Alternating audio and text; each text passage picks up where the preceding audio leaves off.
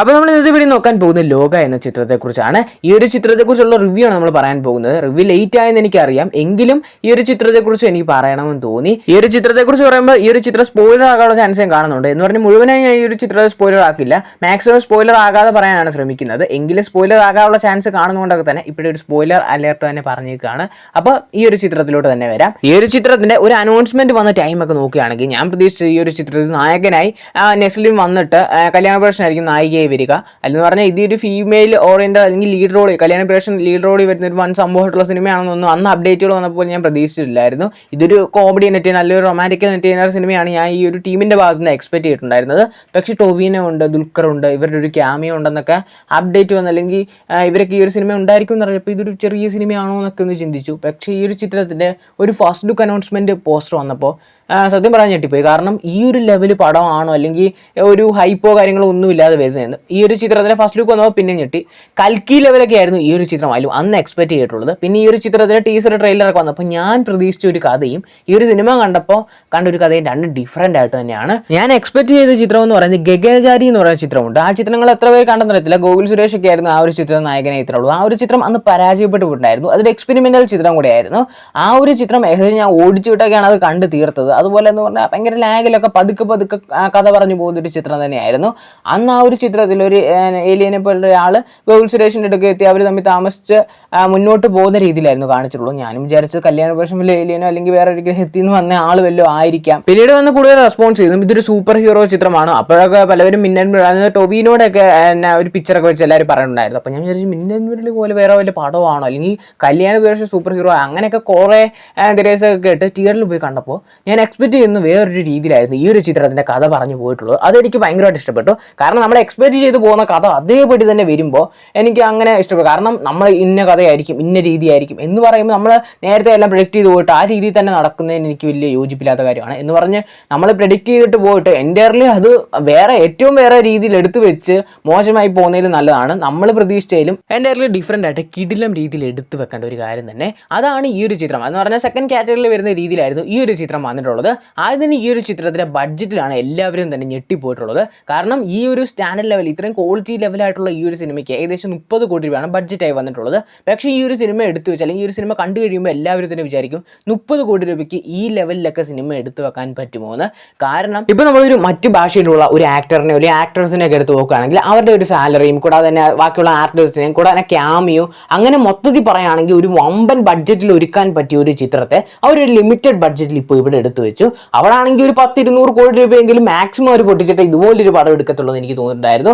കാരണം ഇപ്പോൾ കൂലി എന്ന ചിത്രം നമുക്ക് ജസ്റ്റ് ഒരു എക്സാമ്പിൾ എന്ന രീതിയിൽ പറയാം. എന്ന് പറഞ്ഞാൽ കൂലി എന്ന ചിത്രം അത്രയും ബഡ്ജറ്റ് വന്നു അങ്ങനെ ഇങ്ങനെ പൊട്ടി എന്ന് പറഞ്ഞാൽ ആ സിനിമയെ മോശപ്പെടുത്തിയ പറയുകയല്ല, ഞാൻ ഒരു ജസ്റ്റ് എക്സാമ്പിൾ എന്ന രീതിയിൽ മാത്രമാണ് പറയുന്നത്. കൂലി എന്ന ചിത്രത്തിന് ഏകദേശം 400 കോടി രൂപയോളം ബഡ്ജറ്റായി വന്നിട്ടുണ്ടായിരുന്നു. അതിൽ എല്ലാവർക്കും നല്ല രീതിയിലുള്ള സാലറിയും കാര്യങ്ങളും ഒക്കെ തന്നെ വന്നിട്ടുണ്ടായിരുന്നു. എന്ന് പറഞ്ഞാൽ അവർ സാലറി വാങ്ങിച്ചാൽ മോശമായി പോയെന്നൊന്നും അല്ല പറയുന്നത്.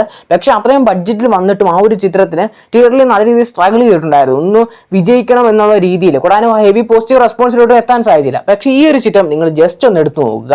30 കോടി എന്ന ഒരു ലിമിറ്റഡ് ബഡ്ജറ്റിൽ ഒരു കിടിലം സിനിമ തന്നെ എടുത്തു വെച്ചിട്ടുണ്ടായിരുന്നു. ഈ ഒരു ചിത്രത്തിലെ നായിക ചെയ്തിട്ടുള്ള മെയിൻ ലീഡായിട്ട് എത്തിയിട്ടുള്ള കല്യാണ പ്രേഷൻ്റെ ആയാലും പെർഫോമൻസ് ബേസ് കിടിലമായിട്ട് തന്നെ വന്നിട്ടുണ്ട്. ഇപ്പം നെസ്ലിനൊക്കെ ആയാലും കൂടാതെ ചന്തു, സലിം കുമാർ, അരുണു അങ്ങനെ എല്ലാവരുടെയും പെർഫോമൻസ് ബേസ് കിടിലം രീതിയിൽ തന്നെ വന്നിട്ടുണ്ടായിരുന്നു.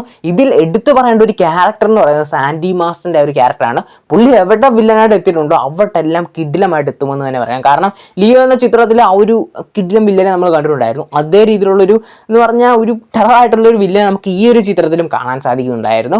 അങ്ങനെ മൊത്തത്തിൽ ഒരു കിടിലം ഒരു സിനിമ തന്നെയാണ് ഈ ഒരു ചിത്രം. ഈ ഒരു ചിത്രത്തെക്കുറിച്ച് ഞാൻ കൂടുതൽ ഈ ഒരു ചിത്രത്തിൻ്റെ ജോണർ ഇങ്ങനെ അങ്ങനെ ഒന്നും ഞാൻ പറയുന്നില്ല. പക്ഷേ ഈ ഒരു ചിത്രത്തിൽ എടുത്തു പറയേണ്ടത് കൂടെ തന്നെ നമ്മുടെ മലയാള ഇൻഡസ്ട്രിയിലൊക്കെ തന്നെ ആയാലും ചില ചിത്രങ്ങളൊക്കെ വന്നിട്ടുണ്ട്. അതിനെക്കുറിച്ച് കൂടുതൽ ആ ചിത്രത്തിൻ്റെ പേര് എടുത്തെടുത്ത് ഞാൻ പറയുന്നില്ല. എന്നാലും പലവരും ചെയ്യുന്നൊരു കാര്യം തന്നെയാണ്. എന്ന് പറഞ്ഞാൽ ചെയ്യുന്നത് മോശമാണെന്നല്ല, പക്ഷേ നല്ലതാണ്. പക്ഷേ അത് ഓവറായി പോകുമ്പോഴത്തേക്കിന് ബഡ്ജറ്റ് കൂടുതലിൻ്റെ ഒരു കാരണം തന്നെയാണ്. ഈ ഒരു ചിത്രത്തിൽ ഒരുപാട് സ്ഥലങ്ങളിൽ VFX ഒക്കെ കിടിലൻ രീതിയിൽ തന്നെ യൂസ് ചെയ്തിട്ടുണ്ട്. അത് നല്ലൊരു കാര്യമായിട്ട് തന്നെയാണ് തോന്നിയിട്ടുള്ളത്. പക്ഷേ ചില സിനിമകളൊക്കെ വരുമ്പോൾ ഇപ്പോൾ നമ്മുടെ ഇൻഡസ്ട്രിയിലെ പല ഇൻഡസ്ട്രിയിലെ ഒരു കാര്യം തന്നെയാണ് അവർ പല സീനും റിയലിസ്റ്റിക് ആയിട്ട് എടുക്കാൻ വേണ്ടി അവിടെ എല്ലാം സെറ്റ് ഇട്ട് കഴിയുമ്പോൾ തന്നെ അത്യാവശ്യം നല്ലൊരു ബഡ്ജറ്റ് ആവശ്യം വരും. പക്ഷേ അതൊന്നും നമുക്ക് VFXിലൂടെ ഒക്കെ VFXിൻ്റെ ശകലം കൂടെ ഒരു പൈസ മുടക്കിയെടുത്താൽ അത് കിടിലമാക്കി തന്നെ VFX എത്തിക്കാൻ സാധിക്കും. പക്ഷേ റിയലിസ്റ്റിക് ഷോട്ടുകൾ അതിൽ കിടിലമായിട്ട് തന്നെ വന്ന് നമുക്ക് സ്ക്രീൻ കണ്ടാൽ തന്നെ നമുക്ക് അറിയാൻ പറ്റും ഇത് അടിപൊളി. പക്ഷേ VFX വന്നാൽ ഏകദേശം എൻ്റെ അടുത്തെങ്കിലും എത്തും. നമ്മൾ ബഡ്ജറ്റ് വൈസ് നോക്കുമ്പോൾ കൂടുതലും VFX ചെയ്യുകയാണെങ്കിൽ അത് കുറച്ചുകൂടെ അഡ്വാൻറ്റേജ് ആയി തന്നെ വരും. പക്ഷേ പലരും ഈ സെറ്റൊക്കെ ഇട്ട് ഭയങ്കര എന്ന് പറഞ്ഞാൽ ഇപ്പോൾ എമ്പുരാൻ ജസ്റ്റ് ഒരു എക്സാമ്പിൾ എന്ന രീതി പറയുകയാണെങ്കിൽ, എക്സാമ്പിൾ എന്ന രീതി മാത്രമാണ്, അതിൽ കൂടുതലും സെറ്റ് ഉപയോഗിച്ചൊക്കെ ചെയ്തിട്ടുണ്ടായിരുന്നു, വൺ സെറ്റപ്പിലൊക്കെ എടുത്ത്, അപ്പോഴാണ് ബഡ്ജറ്റ് കുറച്ച് കൂടി പോയിട്ടുള്ളത്. പക്ഷേ ഈ ലോക എന്ന ചിത്രത്തെക്കുറിച്ച് നമ്മൾ പറയുകയാണെങ്കിൽ ഈ ഒരു ചിത്രത്തിൻ്റെ മിക്ക പോർഷൻസിലൊക്കെ നമുക്ക് VFX ഒക്കെ നല്ല രീതിയിൽ തന്നെ യൂസ് ചെയ്തതായി കാണാൻ സാധിക്കുന്നുണ്ട്. അത് കിടിലമായിട്ട് തന്നെ ഈ ഒരു ചിത്രത്തിൽ നമുക്ക്, അല്ലെങ്കിൽ അത് ചില സീനൊക്കെ ഇത് റിയൽ ആയിട്ടുള്ള സീനാണോ എന്നൊക്കെ തോന്നും, അല്ലെങ്കിൽ ഒരു കിടിലം തിയേറ്ററിൽ എക്സ്പീരിയൻസിന് പറ്റിയ ഒരു ചിത്രമായിട്ട് തന്നെയാണ് ഈ ഒരു ചിത്രത്തെ കണക്കാക്കുന്നത്. ഈ ഒരു ചിത്രത്തിൽ ഓരോ ഷോട്ട് ആയാലും ഫ്രെയിം ആയാലും ആക്ഷൻ സീക്വൻസ് ഒക്കെ ആയാലും കിടിലമായിട്ട് തന്നെ വന്നിട്ടുണ്ട്. കൂടാതെ കിടിലമായിട്ടുള്ള ക്യാമിയോസ് ഒക്കെ ഈ ഒരു ചിത്രത്തിലുണ്ട്. പലവരും ആരൊക്കെ ക്യാമിയോസ് എന്നൊക്കെ അറിഞ്ഞു കാണും, എങ്കിലും നിങ്ങൾ തിയേറ്ററിൽ എക്സ്പീരിയൻസ് ചെയ്യുമ്പോൾ അത് വേറൊരു ഫീൽ തന്നെയാണ്. അതൊരു കിടിലം സിനിമയായിട്ട് തന്നെ ഈ ഒരു ചിത്രത്തിൽ എന്ന് പറഞ്ഞാൽ ഈ ഒരു ചിത്രത്തെ കൂടുതൽ പ്രൊമോട്ട് ചെയ്യാതെ പോയതായി തോന്നിയിട്ടുണ്ടായിരുന്നു. എന്ന് പറഞ്ഞാൽ നല്ല രീതിയിൽ എന്ന് പറഞ്ഞാൽ പാൻ ഇന്ത്യ റിലീസായി നല്ല രീതിയിൽ പ്രൊമോട്ട് ചെയ്തിരുന്നെങ്കിൽ, എന്ന് പറഞ്ഞാൽ പ്രൊമോഷൻ ഇപ്പോൾ കുറവാണെന്നൊന്നും അല്ല, പക്ഷേ ഇതിലും കുറച്ചുകൂടെ പ്രൊമോട്ട് ചെയ്തിരുന്നെങ്കിൽ ഫസ്റ്റ് ഡെമോയിൽ കിട്ടുന്ന അല്ലെങ്കിൽ ഒരു പോസിറ്റീവ് റെസ്പോൺസ് ആയാലും മതി. ഇപ്പോൾ ഹെവി പോസിറ്റീവ് റെസ്പോൺസ് കിട്ടിയിട്ടുണ്ട്, കാരണം അതിന് അങ്ങനെ വലിയ പ്രൊമോഷൻസോ അല്ലെങ്കിൽ വലിയ ഹൈപ്പോ ഇല്ലാത്തതുകൊണ്ടാണ് ആ ഒരു ഹെവി പോസ്റ്റിലോട്ട് എത്തിയിട്ടുള്ളത്. എങ്കിലും വലിയൊരു പ്രൊമോഷൻ അല്ലെങ്കിൽ ഒരു ഹൈപ്പോ കിട്ടിയിരുന്നെങ്കിൽ മിനിമം ഒരു പോസിറ്റീവ് റെസ്പോൺസിലോട്ടെങ്കിലും ഈ ഒരു ചിത്രത്തിന് എത്താൻ സാധിക്കുമായിരുന്നു. എങ്കിലും ഈ ഒരു ചിത്രത്തിന് ഇപ്പോഴും കിടിലം രീതിയിലുള്ളൊരു കണക്ഷനൊക്കെ തന്നെ നേടാൻ സാധിക്കുന്നുണ്ട്. തിയേറ്ററിൽ എന്തായാലും ഈ ഒരു ചിത്രം ഇപ്പോൾ ബ്ലോക്ക് ബസ്റ്റർ വിജയമൊക്കെ സ്വന്തമാക്കിയിട്ടുണ്ട്. മറ്റേ ഇൻഡസ്ട്രിയിലൊക്കെ വെച്ച് നോക്കുകയാണെങ്കിൽ മറ്റേ ഇൻഡസ്ട്രിയിലൊക്കെ ഒരു സിനിമ ചെയ്യണമെങ്കിൽ ഏകദേശം 50-100 കോടി രൂപയ്ക്ക് ചെയ്യുന്ന സിനിമകളൊക്കെ നമ്മുടെ മോളിവുഡ് ഇൻഡസ്ട്രിയിൽ ലോ ബഡ്ജറ്റ് എന്ന് പറഞ്ഞാൽ ലിമിറ്റഡ് ബഡ്ജറ്റിൽ കിടിലം ഒരു ഔട്ട്പുട്ട് നേടാൻ സാധിക്കുന്നു പറയുന്നത് അത് വലിയൊരു കാര്യം തന്നെയാണ്. കാരണം പല ഡയറക്ടേഴ്സും ബഡ്ജറ്റ് ഇല്ലാതെ സിനിമകളൊക്കെ സ്റ്റാർട്ട് ചെയ്യാതിരിക്കുന്നുണ്ട്. പക്ഷേ ഇവിടെ ആണെങ്കിൽ ഈ ഒരു ചിത്രത്തെ പുൾ ഓഫ് ചെയ്തിരിക്കുന്നത് എന്ന് പറഞ്ഞാൽ നമ്മൾ ഇത് വിചാരിക്കും, ഇത് നമ്മുടെ മലയാള സിനിമ തന്നെയാണോ അല്ലെങ്കിൽ മലയാളത്തിലെ സിനിമ തന്നെയാണോ എന്നൊക്കെ തന്നെ പലവരും ചിന്തിക്കുന്ന രീതിയിലാണ് ഈ ഒരു ചിത്രത്തിന് ആക്ഷൻ ആയാലും ഷോട്ടുകളൊക്കെ ആയാലും ഫ്രെയിം ബേസ് ഒക്കെ ആയാലും കിടിലം രീതിയിൽ വിഷ്വൽ ബേസ് ആണ് ഈ ഒരു ചിത്രം ടോപ്പിൽ നിൽക്കുന്നത് തന്നെ പറയാം. കിടിലം രീതിയിലുള്ള വിഷ്വൽ ബേസ് ഒക്കെ തന്നെ ഈ ഒരു ചിത്രത്തിലുണ്ട്.